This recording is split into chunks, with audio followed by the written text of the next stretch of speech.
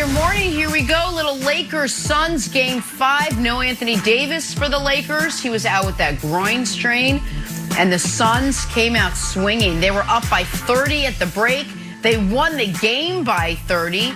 The only sore spot for Phoenix, Chris Paul re-injured that shoulder. He had to leave. We'll see how he does moving on. But the Lakers lose. LeBron now sits on the brink of his first ever first-round exit. Here he is after the game. I don't know. We got our ass kicked. I mean, it's just that simple. They got to whatever they wanted to get to in this game, and we got to be better, obviously, if we want to force a game 7. So, obviously, a lot to learn from in this game, a lot to cover. See, what we got to do better going into game 6. But I mean, they pretty much just kicked our ass. I mean, there's nothing else really to say. Look, Nick, I know you firmly believe the Lakers are still in this. Why do you think LeBron and the Lakers can rally and win this series? Well, it's very simple to me. And by the way, I should say, if people are just tuning in, I obviously got everything wrong about yesterday's game. I thought the Lakers would win. I thought LeBron would look good. LeBron looked mediocre at best, and the Lakers played their worst game that they've played all season long, and it's the worst playoff game LeBron's been a part of from a team standpoint maybe ever. With that said, here's what it is. The Lakers are favored in Game 6, and Game 6 is at home. So obviously they have to win that game. I think they will. And then the question is, do you trust through hell or high water, no matter the circumstances, that LeBron James is not going to be beaten in Game 7? I do. It's been 13 years since 13 years? Yeah, 13 years since LeBron lost to Game 7, and that when he scored 45 points and they lost in the final minute. So the Suns, I think, know this. I think there was a sense of urgency for the Suns yesterday, oddly, that wasn't there for the Lakers, because the Suns know they got to win this in 6. That the Suns were in the must-win last night. The Lakers were not. At least that's how both teams seem to approach it. Now, I know Brandon thinks that the Suns are flatly the better team, and through 5 games of the series, Brandon appears to be correct. I don't think that's how it will look through 7 games of the series. I don't think the Lakers are going to shoot outside of LeBron 6 for 25 from 3 again. I don't think Cam Payne is going to be the second coming of Skip to My Lou and one mixtape tour days, Ray for Alston.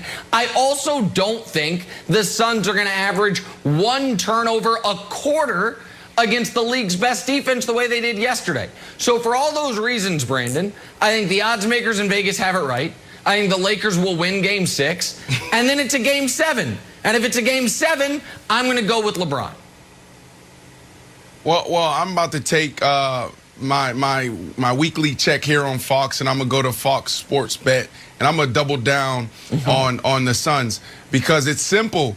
You know, they don't have enough, Nick. The Lakers, I'm sorry, they don't have enough. You look at what the Suns was able to do. You had Book go for 30, and then you had CP3 only had 9, Ayton only had 8, but the others stepped up. The Payne that you just talked about, Mr. Yep. Payne, Bridges, Johnson, they stepped up, and they've been doing it all series. Guys that you can lean on. But then you look on the other side. AD goes down. We've been talking about this all year. It's the same story. Andre Drummond, Game 4, 5 points.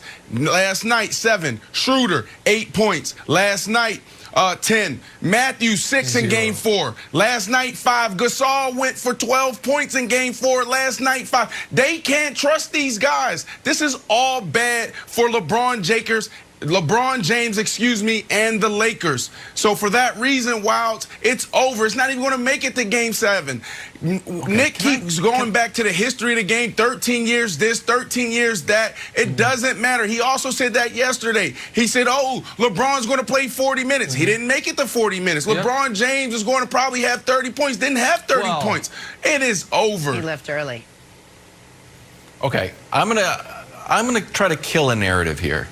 Because all year, and we can go dig up the tapes, we have heard that this Lakers team not only has enough, but is better than last year's team.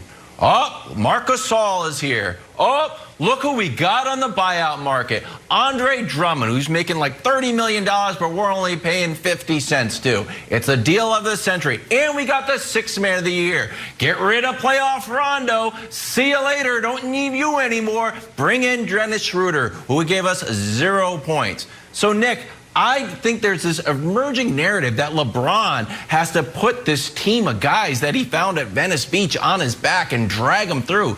That is not the narrative that's been all year. AD went down, but this lineup should be enough. And one final thing, I'll throw another little stat out for you. Just one little thing. That just says pile on Nick Day. Let me continue it. The other thing is here. LeBron, are we going to see uber aggressive LeBron? And we look at his free throws. Didn't go to the line at all. And granted, there was a few calls that he could have gotten that he didn't. But hey, if he was aggressively going to the line, he would have gotten a few times. Going to the hole, he would have gotten to the line a few times. He's averaging only 3 attempts in this playoff. So, what is your take on LeBron not being wildly aggressive at the rim and the fact that all of a sudden this Lakers team is built poorly when all year we were saying how genius Rob Pelinka was? Well, I'm not saying it's built poorly. I haven't said that. I'm saying Schroeder, who I've liked all year, has scored 0 points last night and has not been the same guy since returning from COVID. KCP, who I think has been incredibly valuable, scored 0 points last night. I don't love some of the lineups they're running out there, but it doesn't mean I think the roster's broken. I think the Lakers will win Thursday. And if they win Thursday, Jenna, then it's a game 7. Yeah. I could be wrong. I was wrong yesterday. We'll find out. And who do you focus on game 7? Thursday, and I don't think AD, Schroeder, and KCP combined for 0 points again. All right, quick take your pick out the door. Mavs Clippers. That series tied at 2 apiece. Game 5 tonight. Brandon, who wins? I think all of my predictions are just perfect right now when we're talking about NBA playoffs. So, yes, the Clippers win tonight, and they win the next game, and they move on. Wilds? Wow. I'm going with my large adult Slovenian son, Luka Doncic. Shout out to Slovenia.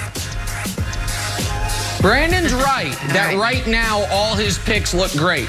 1 week ago, the pendulum had shifted the other direction. I think they shift back starting tonight. Mavs win. See you tomorrow. All right. Period, point blank, as Nick would say. Time for Nick to hand out NBA playoff medals. How about Devin Booker? He went for 30 in the Suns' blowout win, but the Phoenix Star just missing out on a medal. Nick, who did make your playoff podium today? Yeah, Booker actually kind of got screwed a bit by how terrible the Lakers were. He didn't have to play much or, try much late in the game, or else he maybe could have had a 45-point game and got on the podium. But he just misses out. Who doesn't just miss out is Nikola Jokic, averaging close to 35 points per game in this series. The game of the playoffs, and I know we'll discuss it here in a minute, last night, Nikola in double overtime, 38, 11, and 9 in a critical series-shifting win in Denver. Silver medal, James Harden.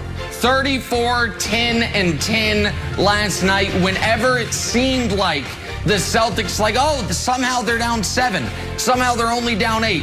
Harden would either score or assist to give the Nets more breathing room. He was excellent last night and helped the Nets cover that 12.5 by the skin of their teeth. But the gold medal. Yeah, here we go. One of the single greatest performances in playoff history. As I said, we will get into it in depth in a moment. 55, 6, and 10 with a degree of difficulty on these shots and a critical clutch nature of these shots, the likes of which I don't know that I've ever seen. Broke Klay Thompson's record for most three-pointers in a playoff game, and every single one of them mattered massively. That was the only lucky one all night. Damian Lillard, Jenna, runs away with the gold medal despite the Blazers losing in double OT. I know. I was just going to say, how do you have a performance like that? You can't win the game. All right, Wilds, that's who made it. Who just missed the cut? Phoenix down 2. Don't call a timeout. Kia Nurse from the logo. Bucket. Phoenix Mercury win the game. If you're keeping track, this makes 2 Phoenix wins that LeBron had to watch on TV. So that's just a good tidbit for you and miss the cut.